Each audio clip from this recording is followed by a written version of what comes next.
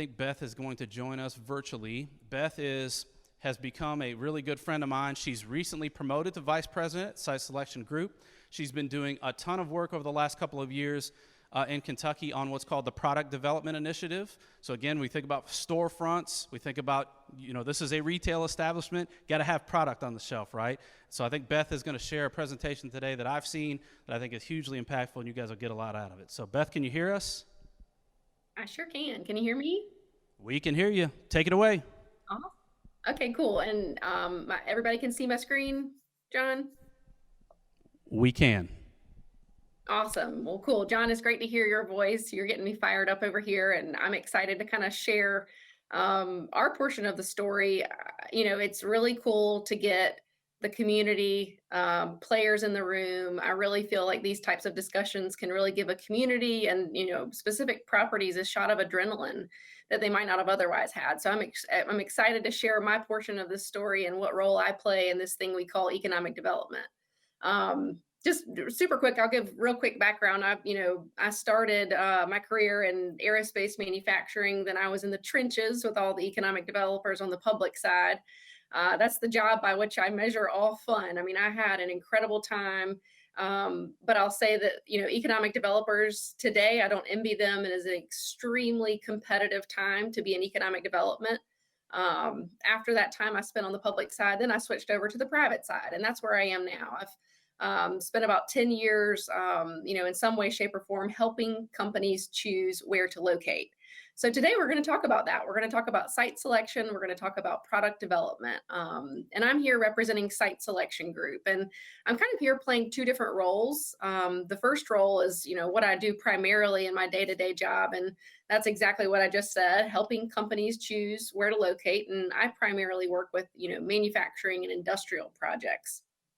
And then based on that experience, from time to time, we'll get engaged by economic development groups, whether at the state, utility, or at the local level, to kind of come in. And sometimes it's easier with somebody with a briefcase coming in to kind of point out that third party perspective on, what we think about your community and how we think y'all can be really competitive in the economic development process. So today we're going to talk about a couple of different things. We're going to just give a super quick intro to Site Selection Group. I promise I won't bore y'all too much. We're going to talk about trends in the marketplace. I'm going to give kind of a site selection 101 spiel, and I really encourage y'all to jot down questions. This is where I typically see a lot of light bulbs go off and a lot of questions come up, and this is going to be a lot more fun if y'all kind of chime in with some questions. So please feel free to do that, and we'll do that towards the end. Then we're going to talk about the PDI program, and I'll tell you in just a bit what that exactly is. But in a nutshell, the state and KAED, the broader state organization for economic development, has come together, put their money where their mouth is, and really decided that they were going to form a program to help with product development. And again, as John said, that's sites and buildings, that's getting infrastructure ready. But we also, in this program, like to expand that definition to thinking about workforce and how a community can prepare themselves to be competitive in an extremely competitive marketplace. So an intro to SSG to kind of help you understand what my perspective is in this process. So Site Selection Group, we are a location advisory firm. We help companies choose where to locate, and that's everything from a company coming to us and saying, man, we don't even know if we have a project. Can you help us kind of, look through the weeds and see if we have a project? And sometimes the answer is no, you don't have a project. You just need to pay your people more. Everything from that go or no go decision through a logistics analysis saying, where in the country do we need to be? How many locations do we need? Do we need to consolidate? All that type of stuff. So we work on that kind of upstream analysis. Once we figure out, yes, you do have a project, and yes, we think you should be generally in this part of the world, then we'll kind of start filtering it down on markets, and we'll talk about that in just a bit. Obviously, after you filter down and select some finalist sites, then comes economic incentives. We do some real estate transaction work, and we also, as I mentioned, have economic development consulting. These numbers on the left here, I always joke, these are just the numbers that our marketing team has come up with to try to convey to you that we are busy. And let me tell you, we are busy. It's been a really exciting year. When COVID hit, I thought, well, geez, I thought 2020 was going to be a really good year. I anticipated a huge downturn, and to be candid, the floodgates opened, and industrial activity is stronger than it's ever been and continues to be. And we'll talk about that. So, SSG, we work projects all across the lower 48. We've even done, some work in Mexico, a little bit of work in Canada. I'm based here in Greenville, South Carolina, so really not too far. I feel like I've become like a, maybe a wannabe honorary Kentuckian with my work through the PDI program. I've just really enjoyed it. I get the pleasure of spending almost every fall there, and what a beautiful place to welcome fall. Our headquarters is in Dallas, Texas. We've got about 45 to 50 employees there, which is pretty big for a boutique consulting firm like this. Typically, the boutique consulting firms are, 10 folks. We've got a couple in Austin, a couple in New York. I think, from a competition perspective, and we do have very good competition in our own space. You've got the big four like EY, KPMG, Deloitte, PwC. You've got JLL, CBRE, those true brokerage firms, and then you've got the other mom and pop shops. Our biggest probably competitor, though, is companies thinking that they can do this themselves, and they're getting better and better at it, I will admit. But you'll see in the following slides that we really try to, hone our craft and have a really very fine-tuned methodology to what we do. So we'll talk about that.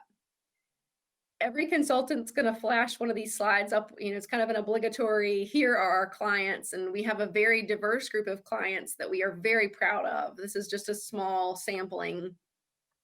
Right now, I'm probably working about 16 active projects that are somewhere through the various stages of either startup and kind of beginning that feasibility analysis all the way through the tail of the project where they're doing economic incentives and compliance work. So again, we're very proud of these clients. We have a very diverse group. I tend to lead more towards the manufacturing and industrial. And based on all this experience of helping these companies, again, from time to time, we'll get engaged by public economic development or utility providers to kind of lend that third-party perspective. So we manage the Kentucky program. We manage the South Carolina Department of Commerce's program. We've done work with a lot of different utility providers, and having projects both on the corporate side and on the economic development side, really puts me in a unique perspective to kind of know what trends are happening in the marketplace. And I think that whenever I was on the public side, that was always what you wanted. You wanted to be able to kind of sneak between, enemy lines and figure out what other folks are doing. And so today, that's what we're going to do. And that's the fun part, is you're going to get to peek behind the curtain and see what other communities are doing and see maybe where, you feel like y'all could kind of up the game and really become competitive in some of these economic development projects. So let's talk about trends in the marketplace. As I mentioned earlier, there is just really an unprecedented level of industrial activity. Just on a personal note, kind of going through COVID, having literally sitting at this desk and having my toddler hanging over my head. I have pictures of my toddler while I'm working on some analysis. I mean, what a crazy year. I think that at SSG in particular was really busy because we do a lot in this food and beverage sector. The food and beverage industry is humming right now. I think there's a lot of change in consumer trends that's translating to new industrial activity. Last week, we've got a brewery project coming down the pike, and I think it's that people are finding that they need that little bit of relief at 5 o'clock.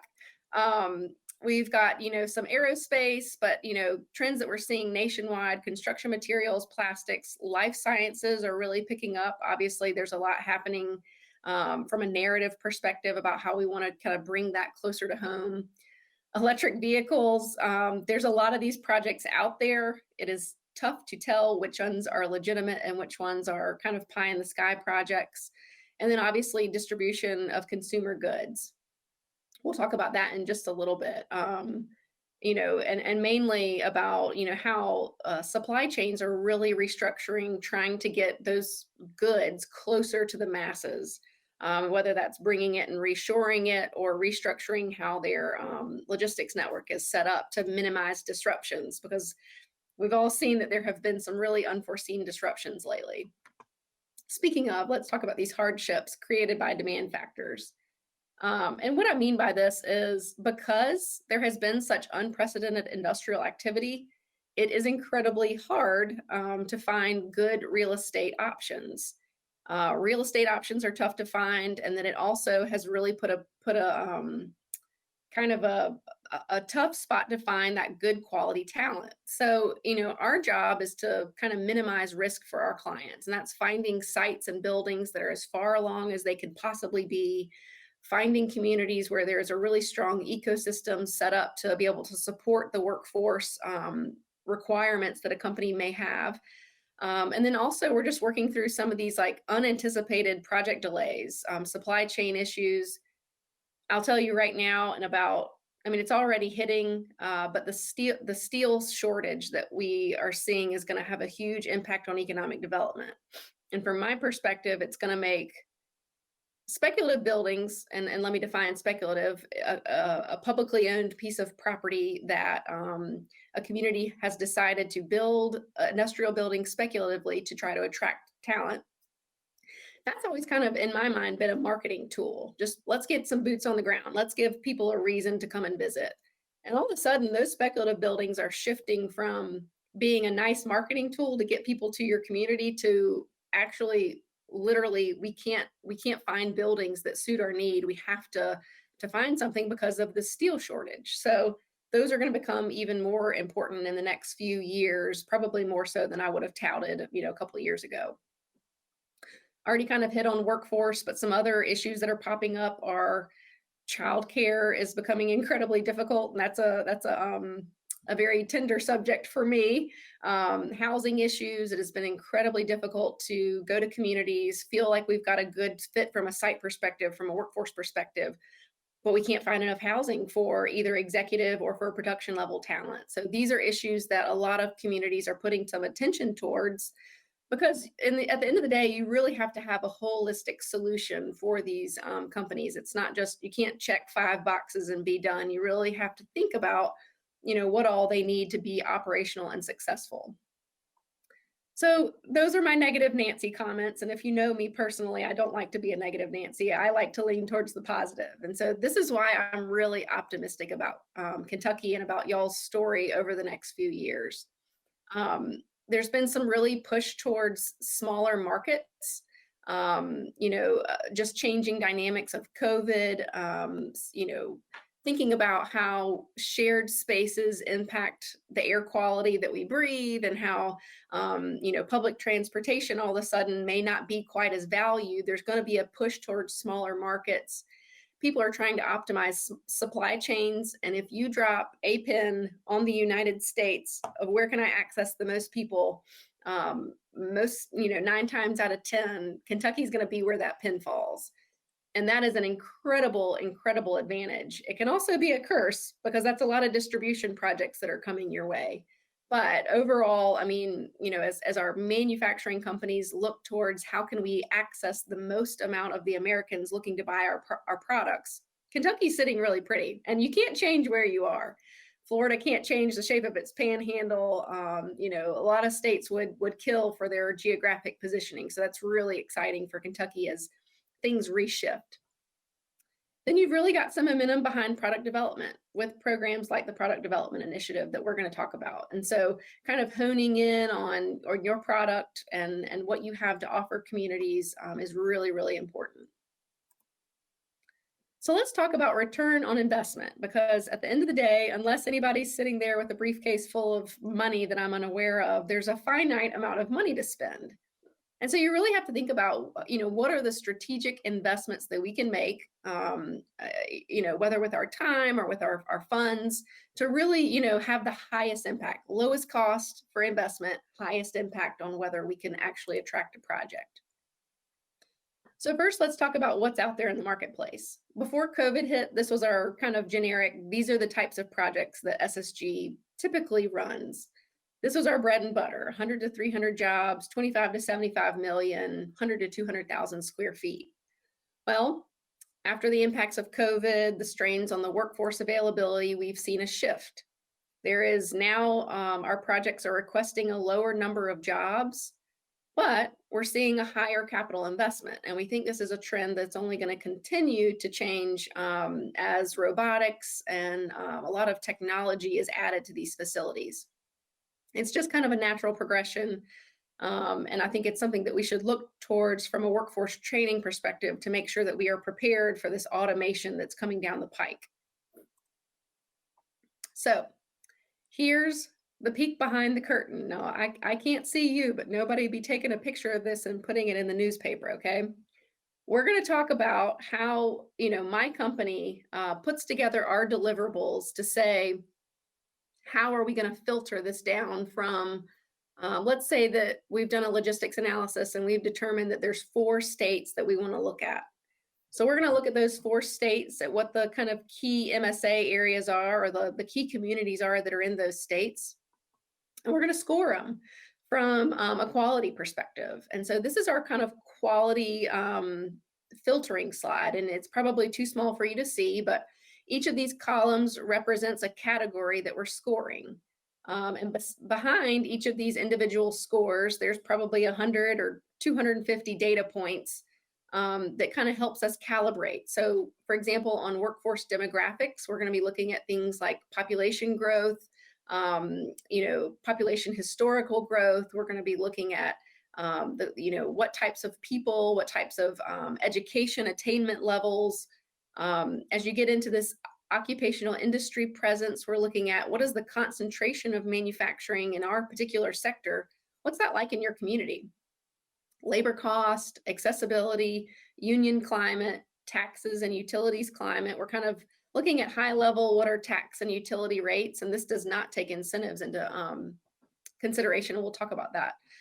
This column takes that in separately because we think it's important to look at what is the cost before incentives and what is the cost after incentives.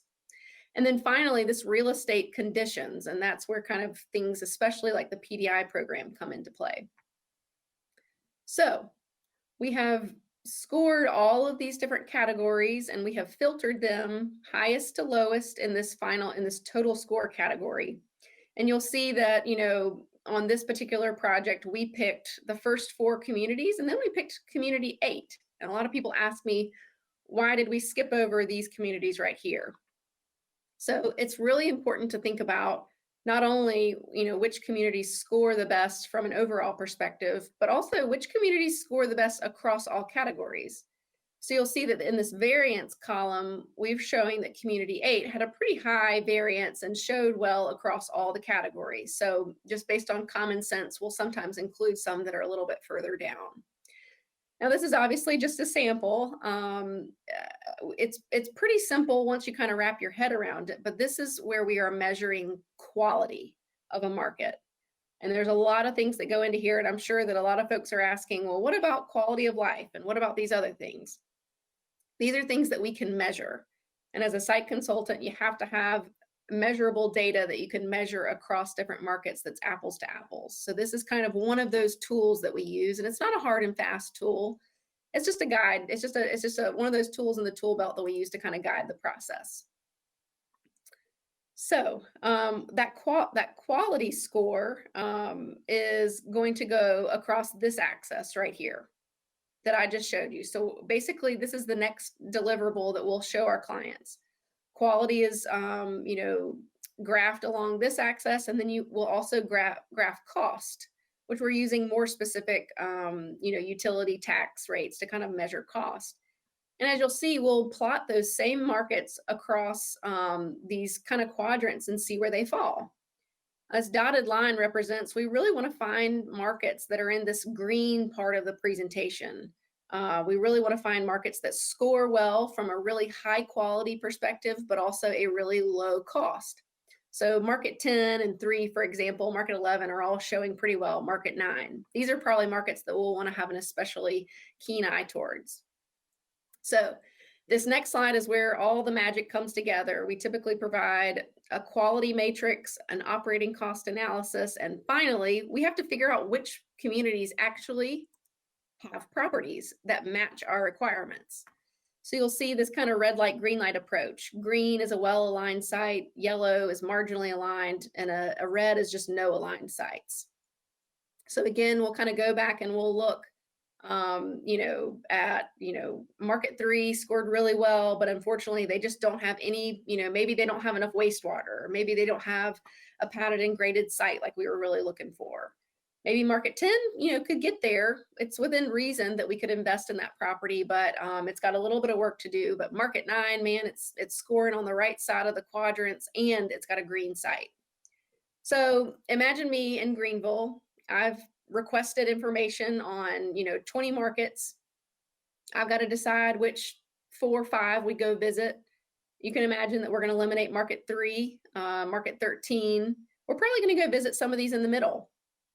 Even if some of these properties need a little bit more work, but these ones with the green sites are really going to shine through. And the one thing that I really wanted to point out on this slide is market 3, it's probably really hard to change what the operating cost environment is like. It's probably incredibly hard to change, the workforce demographics. It is like turning around an aircraft carrier to change workforce demographics in a community. But what market 3 can pretty easily do is change this circle from a red to a green. That can happen within a matter of, months to a year, and that could all of a sudden make it where you're getting a lot more swings at the plate. And that's ultimately what we're after. We're after wins, but we also just need more swings at the plate. And so we're going to talk about the process and how you get more swings at the plate. So, and I'm going to check time here. We're doing great. This is kind of the obligatory consultant slide on how we get through this process. And typically now, we'd like to think that there is some special mojo, but typically every consultant's going to have a slide that looks basically like this. We know that. So we're going to kick off with like a needs assessment where we're really understanding what's driving the decision. For example, I've got 2 projects kicking off right now. One is going to be driven entirely by electric rates because they're using an absurd amount of electricity. The other one is very sensitive to workforce quality. And so they're going to be willing to pay more for a workforce as long as we can find the workforce talent that they need. So as you can see, it's really important to kick off and align properly. Then based on what we understand as the key project requirements, we'll go through a community filtering process like I just showed you. Then we're going to kind of continue that analysis, taking some of those more detailed things into perspective, looking more into real estate and infrastructure, more local wage surveys that we can identify once we kind of narrow down our communities. And so then we go and we tour and do some due diligence on the actual communities and the actual properties. From that, we'll identify finalist locations and we'll go to the negotiations phase where we're securing economic incentives. And then we've even got a team that does economic incentive compliance work. That is, for the record, not me, but we are glad that there are people that get joy out of that process. That's just making sure that companies are realizing the benefit and they're following through with what they said they were going to do in your community. So each time you go from one block to the next, imagine me coming through and snipping the list. Some people call us site selection consultants. Other people, maybe not so nice, say that we're site elimination consultants. We're trying to whittle that list down as quick as we can. So you can imagine that, data tells a story, but also you think about how do those narratives come through in your RFI whenever you're submitting something. Are I'm not picking on anybody, but typically we see, what are water and wastewater folks saying about can we get service there to your property in time? What's the cost and schedule? We're willing to do it at no expense, those type things. Those are the kind of decisions that we have to make. Imagine me in Greenville analyzing 60 properties, and I have to really whittle it down in a few days to which 12 sites we are going to go and visit. And that's, going to take everything from workforce, community site, quality of life, housing, what's our confidence level that a company can come into this community and operate successfully. So it's really important to nail the RFI process. And the way you do that is to get prepared and ask the questions ahead of time so that whenever I do come to you and say, okay, Danville, you've got 7 days to respond to this, pretty lengthy RFI. We want to know everything about your property. Are you ready to respond? And if you're not ready at that moment, you're probably never ready. Um, I'm going to talk through this slide pretty quickly because I think I've kind of already hit on it a little bit. These are the factors that companies tend to find really important. The ones in the gray areas are ones that are typically harder to change. For example, it's hard to change where you are in the world. Luckily, Kentucky's in a great part of the world. It's hard to change business and tax climate. That takes policy change at the state level. Same with environmental and regulatory environment. It's pretty hard to change that, but these are all very important. Workforce is something that's really important. You have some potential to change, for example, completion or certificate programs at the local college level. You can do those pretty quickly. Real estate is something that's incredibly important that is really easy to change in the short term. Incentives, I know that we want to talk about incentives a little bit. Maybe we'll save some of that for the questions at the end, because really, if you, I'm going to go back up just one second. If you get to this part of the site filtering process where there's probably 2 or 3 finalists, the good news is that we are really confident that we can come to your community and be successful. The bad news is that we are also very confident that we can go to one of those other alternative markets and be very successful.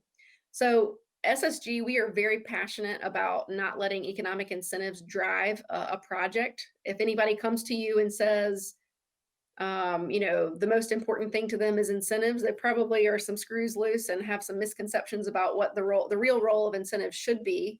Obviously, taxpayers want these to be allocated appropriately. So imagine that you have 3 finalists and all 3 of them would absolutely work. And that is what and where and when incentives can be impactful in the process. All right, so let's go on down. Again, I've already hit on this, so I'm not going to spend too much time, but it's really important for us to think about return on investment. What opportunity is there in your community for industrial projects? What do we think is desirable? Do we want to target more, advanced manufacturing and shy away from distribution projects? Or, are we okay with a highly automated distribution facility that's going to increase our tax base? So thinking about what do we want? Who do we want to be? Again, thinking through that, what's our value proposition? What do we bring to the table? How can we impact it? Identify some strategic initiatives, and SSG is really passionate, again, about spending money in a common sense manner and really allocating funds appropriately. Not pie in the sky. Let's make sure our workforce is aligned with how we are physically developing properties, and really making sure that we make that investment a holistic decision. So I'm going to talk through a couple of case studies. These are fun, again, to peek behind the curtain. This is a property in Griffin, Georgia. These case studies just kind of give you a peek into what other communities are doing and how they are investing. So we've looked at this property several times. This is what it looked like before they had any winds. Just, pretty standard piece of land. There were 9 lakes on site. It was 450 acres, but it needed a good bit of work. So the property, the development authority purchased the property. I'm going to come back to some of these other bullets. The big things that they did were they really extended some road access, some sanitary sewer, some water main, and they did a lot of earthwork to get some sites kind of pad ready. So that's a huge investment right there. That's a huge investment from a financial perspective. It's also a huge investment from a political perspective to take on that much risk. So then they said, we're going to take it one step further. And this is what I really love. They created an eco-friendly industrial park brand for their industrial park. They basically just made their own kind of sustainability checklist and said, you have to hit these checkpoints in order to be in our park. Now, it wasn't particularly hard to hit the checklists. There were some requirements that kind of mirrored LEED certification, but there were a lot of different tiers, and they just kind of wanted you to at least try to attain something that was, sustainable brand. This was a huge differentiator in the marketplace. So imagine, again, me in Greenville, I've got 60 properties. My company has told me, hey, we need X, Y, and Z from an infrastructure perspective. And by the way, it's really important to our shareholders that we, make some really green decisions about, our sustainability choices in this new facility. As you can imagine, there are a lot of companies out there that have this kind of baked into their own kind of core principles and values. Griffin saw a lot of foreign direct investment. They, really kind of owned this an eco-friendly brand. They added some really great bass fishing. They've got a outdoorsman lodge that they've converted into an employee event center. There's walking trails. It just works. Now, what I'm not saying, I do not think that the Danville Boyle area needs to create an eco-friendly industrial park. I am not saying that. What I am saying is that this community had a very specific vision about how they were going to differentiate themselves in the marketplace. And that is really cool. And I think something to kind of really aspire to is to have that vision and be ready to go and execute it and have the gumption both politically and financially to back it. And that's the hard part. So this is one that we are really excited about in Kentucky. This is a property, the 425 bypass site in Henderson, Kentucky, that participated in our PDI program. That's again product development initiative. The community was awarded grant funds through this program. One of the things that SSG really honed in on during the evaluation is that this 4,000 natural gas extension was one of the kind of critical pieces that was missing. It had rail. It was close to a lot of unique transportation infrastructure. Really had a lot going for it, but was missing the natural gas. With that money, they've extended natural gas, and they had a huge announcement. I'm sure everybody's heard with Pratt Paper. It was $400 million and 320 jobs. An incredible win for the community, and just a testament that we must be doing something a little bit right in the PDI program, and we're really excited about that because it's just a huge win. So this is another one that I worked on the public side. This is the Toyota Mazda site down in Huntsville, Alabama. This community spent, I think, 12 plus years putting options on the property in order to hold it for industrial development. They found a property with limited on-site impediments. They had some utility and rail infrastructure extensions that they completed proactively, and really just held on to this property. They were the bridesmaids several times. They lost to VW. There was a couple others that they lost. They did some really unique marketing things with a landing page for their property. Some really cool things. And for a mega site, and to extend that much infrastructure and to hold options for that long, the vision was grand. It was huge. I'm not saying, again, Danville does not need to create a mega site. I'm not saying that. What I'm saying is this is an example of a community with leaders who had a big vision and went out and executed it. And by the way, they had the forethought to annex this property into the city. So whenever they saw a $1.6 billion investment, that was added base to the city's tax base, which is pretty incredible with 4,000 jobs. So this is supposed to be an incredibly dramatic slide to make you feel very overwhelmed. I'm kidding. About what other communities are doing. They are doing site identification studies. They are clearing trees. They're completing due diligence studies. They're building speculative buildings, all with the goal to get more swings at the plate, to get that infrastructure ready, to reduce the timeline risk that my company's had. And I probably haven't talked about that enough. That's the biggest risk. We want to get up and running as quickly as possible. So really getting these properties ready saves a huge timeline risk. And finally, they're marketing their properties.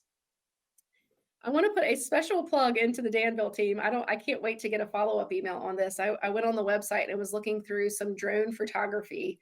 And typically drone photography has this like obligatory elevator music in the background, but there was a genius on staff that put some Jimi Hendrix to the drone photography. So I was just jamming to Castles in the Sand, and I really actually do like this. It kind of adds another edgy element. So anyways, I hope folks are laughing there on the floor. It really made my day. But y'all are doing some really cool things. The padded and graded site that you have is a prime example of how to do it right. And I wanted to be sure to stress that and acknowledge what good work the local team is doing. And I want to give them some backing, and hopefully the local community stakeholders can see how competitive it is and how much support they need to be successful. It's also really important, just kind of jumping back a little bit, to have a diversity in your portfolio. So you need to have a rail serve site, you need to have a padded and graded site, you need to have an existing building, because again, you want to get those swings at the plate, and every project has a different requirement. So just wanted to put that plug in there. So I'm just going to talk very briefly, and then we're going to leave a couple minutes for questions about the PDI program, Product Development Initiative. KAED has engaged SSG to kind of manage and implement this program. It is a grant program. The cabinet controls funds that can be invested in physical properties and in physical property improvements. So think about things like padding and grading sites, building speculative buildings, and extending infrastructure, which is so important. So some really key pieces of that product development. So, we're providing monetary assistance to communities who want to prepare and kind of want to up their game from a industrial recruitment perspective. So here we go, everybody, drum roll. I spent an inordinate amount of time making this graphic. Site readiness is just one piece of the puzzle. You really have a lot of other things that you need to think about. Workforce, marketing, is the ED team effective? Could they tweak their site visit experience to make it a more compelling and memorable experience? Is utility infrastructure adequate, both at the site and, for the systems that serve the site? Looking at everything from logistics, accessibility, operating cost. Whenever we provide feedback, we try to think about all the things that a company is thinking about as they make their investment decision. One of the things that we're really, really passionate about, and I'll kind of flip forward to this slide, is giving communities feedback who participate in the program. So basically, the way the program operates is you submit an RFI, we get applications in that have grant requests and ideas about how they want to spend the money. Just like with our corporate projects, we're going to make a filtering cut to say, who are we actually going to go visit and see on our site visits? Then there's another filtering cut after we go on site visits, and that's how we figure out who actually gets that grant funding award. So with each of these filtering mechanisms, we're providing critical feedback. We're saying, hey guys, great submission, and we always do it in a positive light. Great submission. Here are some things you might want to think about for future RFIs, or here are the things that we think probably are the lowest hanging fruit to fix at your property to make it more competitive. And again, sometimes it's just helpful to have that third party perspective, and we provide feedback throughout the process. And candidly, some communities that we've worked with in Kentucky have kind of changed their whole portfolio strategy about how they're going to prepare their community and their sites.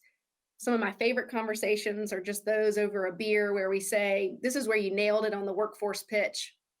This is where you might want to encourage your local workforce partners to kind of hone in their message on how they collaborate or how they, work together and don't duplicate. So it's just kind of providing some of those small touches that make a really big difference in that site visit and that RFI process to get you more swings at the plate. A couple of PDI success stories, just examples of, communities that have participated and what they were allocated grant funding for. We've done 2 previous rounds. We are in our 3rd round right now, so we're looking forward to going and visiting those properties real soon. But in 2019, we had a speculative building in Hopkinsville, a lot of infrastructure and site prep work in Elizabethtown, Lexington. They did some office space, an incubator space. Benton, they're doing some pad ready site and a wetland crossing, and those wetland crossings can be a bear for industrial projects, the timeline risk associated with those crossings. Eddyville is one of those that have really kind of restructured their ideas around how they should, develop their property. I'm really proud of their local team. I'll tell you a little bit about their workforce story in just a second. And then we're also kind of helping with some site improvements and kind of getting all the acreage to feel more cohesive in West Industrial Park in Logan County, Kentucky. We also gave some superlatives. I'm not going to go through all of these because we're jumping up on time and I want to save some time for questions. But in Eddyville, I mentioned we went the first year, and Amanda Davenport there did an incredible job of, putting the data out. She had put a presentation together. It was very well done, very professional. But at the end of it, we said, we want to know more about your story. What is your story? So we kind of did some brainstorming and went back and forth.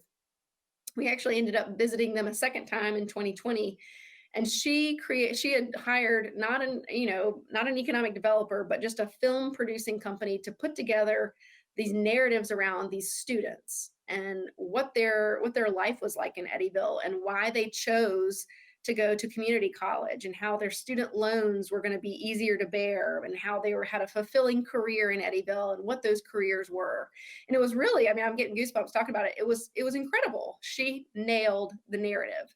And so this program's really meant to, I guess first and foremost, we're granting funds to communities, but more importantly, we're providing feedback so that you can really nail it whenever you do have the opportunity and you're in front of a project. So it's been a really fun program. I've been really happy to be involved with it and to get to know Kentucky a lot better. We do have some other team members that are not here on the call. This is SSG. We've got Matt Tackett at KAED, Commissioner Taylor, Deputy Commissioner Christina Slattery at the cabinet have also been super helpful. And if you ever need or want to talk about the PDI program or, have any other questions, please feel free to reach out. This is my passion and I'd love to talk to you about it. So I don't know if we're able to do questions virtually. But if so, John, maybe I'll let you kind of be a moderator for it. Can you still hear us? Mm-hmm. Okay, well, I should tell you that we did a drum roll when you posted the drum roll thing, and then we also laughed at your puzzle piece slide, Beth. Okay. So, you can't see us, but that happened. All right. Okay, So good. Beth? I probably will ask a few questions. I want to make sure and open it up to the group first. Does anybody have any questions for Beth? All right, I'm going to start and provoke some thought here a little bit. Beth, can you go back to your slide that showed the PDI project success stories real quick? I want to make sure and highlight a few things. I'm going to expand upon PDI just a bit, and there'll be a selfless plug in the course of this thing. So the way PDI really started was, and again, we just talked about regionalism. We talked about trying to, maybe get along with your neighbors and think about what a regional plan looks like. PDI really was born from a group of utilities in Kentucky. The major utility companies in Kentucky, water, gas, and electric, all sat down at the table together at the KAD offices and said, what can we do to spark product development in Kentucky? And so each of those major utilities ponied up about $20,000 a year to fund the hiring of a third-party independent reviewer, which is now Site Selection Group, to represent us in this effort. Because we recognized if we leave this up to the political realm, there's a lot of risk associated with it.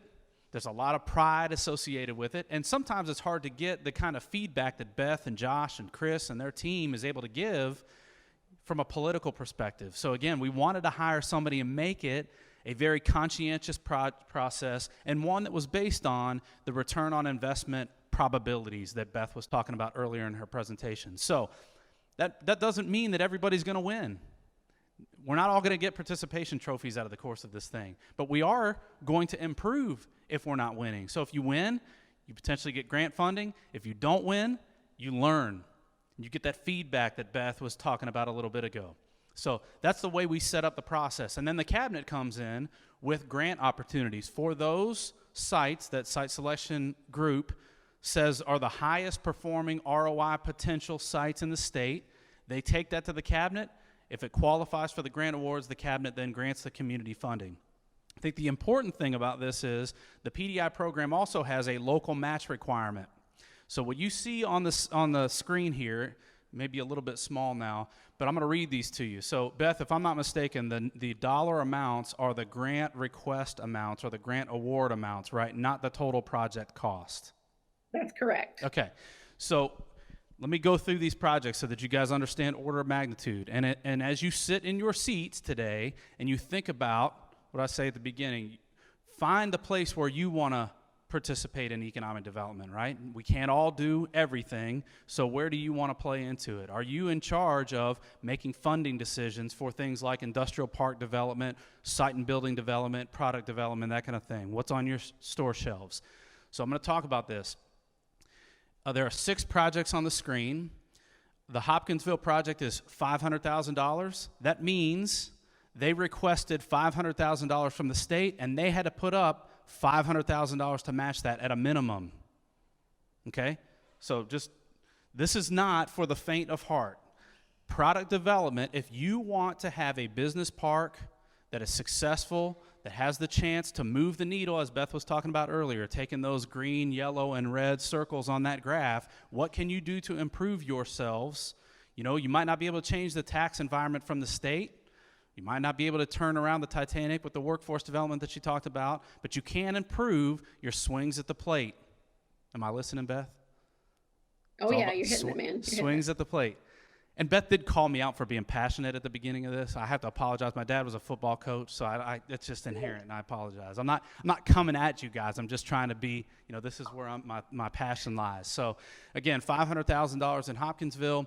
The T.J. Patterson Park in Elizabethtown, $500,000. That means it was $1 million project or more, and that was to extend water and sewer, gas, and prepare a 100-acre site.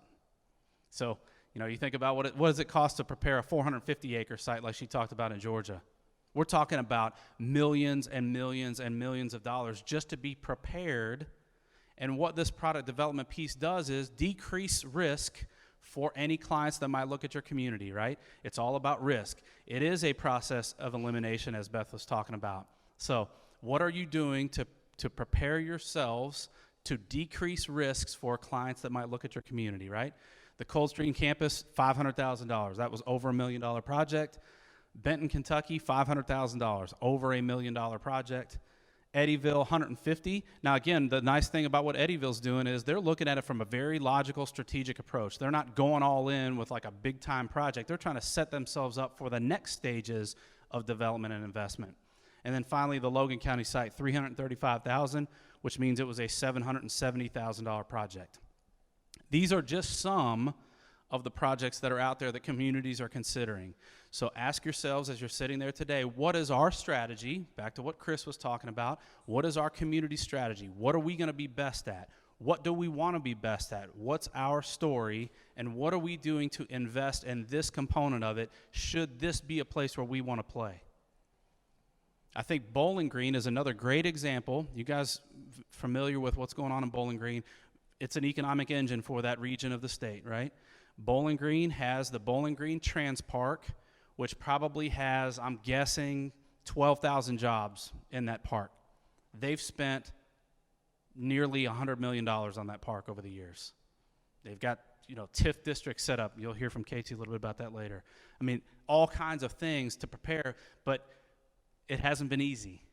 There have been struggles. There've been front page of the newspaper, criticisms of what went on there. But again, I think you just have to decide where is it that you want to play, to what extent do you want to play, and then you participate in programs like PDI. I should also, again, another plug, we at Kentucky Utilities have a matching grant fund for any of our communities that are building product in our service territory where we can help with the local match so you don't have to do it on your own. That's something that we just started in collaboration with this PDI process a year ago. Okay, so we have a fund. If this is part of your plan, this is what you want to do, you apply for PDI, or you need due diligence, engineering, or things like that, you can come to me and my team, and we can help with that. That's how important it is to us, okay? So that's, I just wanted to highlight some of those things, Beth. It wasn't exactly a question, but I wanted to highlight some of those things. That's great.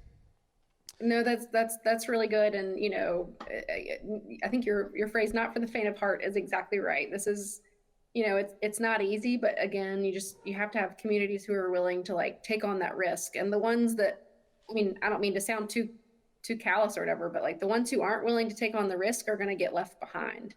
And I see that day to day. It's immediately clear to me whenever I walk into a community, and I can just tell that, if they get their, judge executive to kind of come in, all they need to do is give a 5-minute, we're excited that you're here. We've invested in this property. We are invested in your future. You can get a sense of who is actually investing money and who's just talking about it. So it is an incredibly important role that the community can take on. And again, you have to, it's really easy for me to spend your money, but you have to think about it from a return on investment perspective.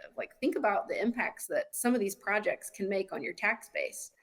So sometimes you have to look past the horizon of the next, political cycle, and you've got to, you got to say, how can we set, the Danville Boyle area up for years to come? What vision are we going to have? What assets do we have? And how can we change those assets into a real opportunity with some, investment? Okay, so has any of that sparked any other questions from the group? Oh,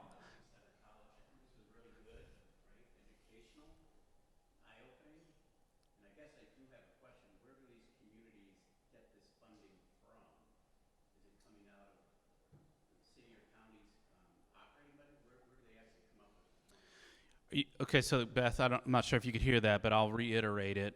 Okay. Brian from Center College asked, where does the funding come from on the community side when they're matching the state funding? So Brian, just to reiterate, these grant requests through this program are being requested from the state. So that's the Cabinet for Economic Development budget. But from the match perspective, again, we've got some support for that for you all. Beth, any other ideas or thoughts on where other community matching sources are? Yeah, so I mean, I mean, and John, you feel free to chime in here. I feel like and this varies across states too, like where people are getting these funds from. But I'd say for the most part, there is like a a general fund in either a county or a city's economic development budget. They may allocate it. They may have allocated some bonds. They may some get together with like the local not to put you on the spot, Brian, but some local community colleges they may tie together like some private resources, like private business owners that would see the direct benefit of some of these types of investment. They'll create like a public private fund. So there's a lot of different ways you can pull them together, and I'm happy to chat more about that offline on what the exact sources are, but a lot of times it'll just be allocated in a community budget. Yeah, I think that's exactly right. And utility providers are the big one. Thanks, Beth. Yeah, Brian's back here writing a check, by the way, while you were saying that. No, I think everything that Beth said is absolutely true. I have seen communities that have, again, created authorities and things of that nature where they are allocating budget on an annual basis, toward this end. So, it does become part of the budgeting process for a local community in some cases. As Beth said, I know for certain in Murray, they built a spec building down there, and there was a community private sector fundraising campaign to help build that spec building down there. And then they located it was really one of the most beautiful spec buildings I've seen. From an industrial manufacturing perspective, really beautiful building. Probably cost them more than a regular spec building would have, but they did a good job with it. And again, the community participated in that. So the community was bought in on the strategy of building that spec building to create more jobs. And I think the private sector there kind of saw, the benefit to them. So they had retail establishments and car dealerships and all kinds of different entities that were plugging money into that to help make that happen. The other thing, there are also, funds within the Department for Local Government at the state. There are a variety of different sort of aspects to that. There's federal funding that flows in the state that can be applied for. I think stimulus money now is an opportunity to be thinking about. I mean, this is potentially a one-time shot in the arm for certain communities to recover from, the pandemic effects and so forth. So I would think about some of that as well.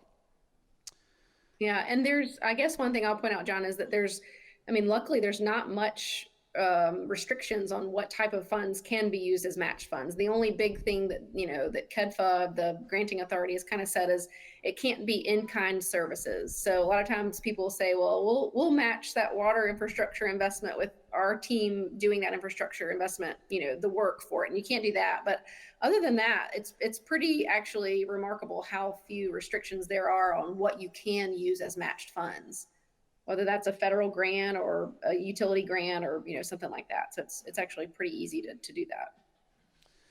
I think another important point that Beth made was when she talked about the project in Henderson that just announced a few weeks ago, Pratt Paper, $400 million project in Henderson. Having a success story from the product development initiative is key, because now what happens is everybody gets excited about a program that everybody was, very cautious about at the onset, right? It was Beth and I and the team, really worked hard to try to continue to push this program forward. And now that we have a win, we may see, more creativity with the product development initiative, less strings attached to it, more openness in terms of what can be invested in and so forth. And so again, I think that's a key element to the success of the program. And then I think the other thing is, as a utility provider who does not serve that site, yet I'm an investor in PDI, it sort of is another example of kind of what collaboration can look like. I was just as happy about that site in Henderson being announced for that $400 million project, because it opens up the door for more of KU-served communities to access product development initiative funding. And so what's good for them is good for all. And again, I think that's more of that regional approach and that regional thought process. What's good in the community next to you may also be good for you. The other thing that Beth talked about was diversity of sites, right? You may in Danville-Boyle County have a 100-acre site, and maybe in the community next to you, they've got a 50-acre site. Maybe they have a 25,000 square foot available building, and you have a 400,000 square foot available building. That kind of, and if you're marketing those assets as a regional kind of entity, right, you don't have to be everything to everyone, but your inventory pipeline, it's, again, go back to the retail store, right? Everybody that walks into the retail store is not looking for the same exact thing. So what does the diversity of product look like from that standpoint? And are you as a community doing inventory of what's in the region? Are you asking questions of the Economic Development Cabinet? What's hot right now? What are prospects looking for? What should we be investing in? What is not available on the market today, right? And then back to what Chris said, what do we want to be, right? Do we want to encourage some huge manufacturing company? Do we want smaller tech companies? Do we want entrepreneurial companies? Do we want a little bit of all of it? And then how does that relate to the inventory that you have available? I think that's another key point that Beth pointed out in her presentation. Okay, any final questions for Beth? Go ahead, Casey. I was curious, Beth, thank you. I was curious, Beth, a lot of the information you included here and about the types of sites and what you were looking for is really based around the idea that they are ready for companies and can provide services. What is the timeline that you typically see from companies that are looking to locate a new facility of the average size that you were speaking about earlier? How long do they have before they need to be up and running? Yeah, no, I'm sorry, last part. How long is it before, between when they make an announcement and when they are going to be up and running? Yeah, so I kind of shake my head because the expectations are not realistic. I'll tell you that, which makes it pretty hard to be the service provider for them. But I mean, they want to be up by the time they make their decision. If they're looking to do a greenfield project, they want to be up and running in 12 months. The realistic ones say 12 to 18. We have some projects that come to us. I'll tell you, we worked, there was a brewery project that came to us. This is not the one we're about to do, but they came to us and said, we want to choose our location in 6 weeks. And after that, we want to be up and running in 12 to 14 months. So you can imagine these are incredibly tight timelines. One thing we're seeing now with, like I mentioned, with the steel shortage is that, they want to be up and running so quick. Like I have one company that we just went and toured 2 weeks ago. They want to be up and running by the end of the year. So what they're asking us to do is to find a space, a building that they can lease for 3 years. They can ramp up a little bit in that community, understand some of the risks, and then take the full dive into, building their greenfield project as they need their capacity.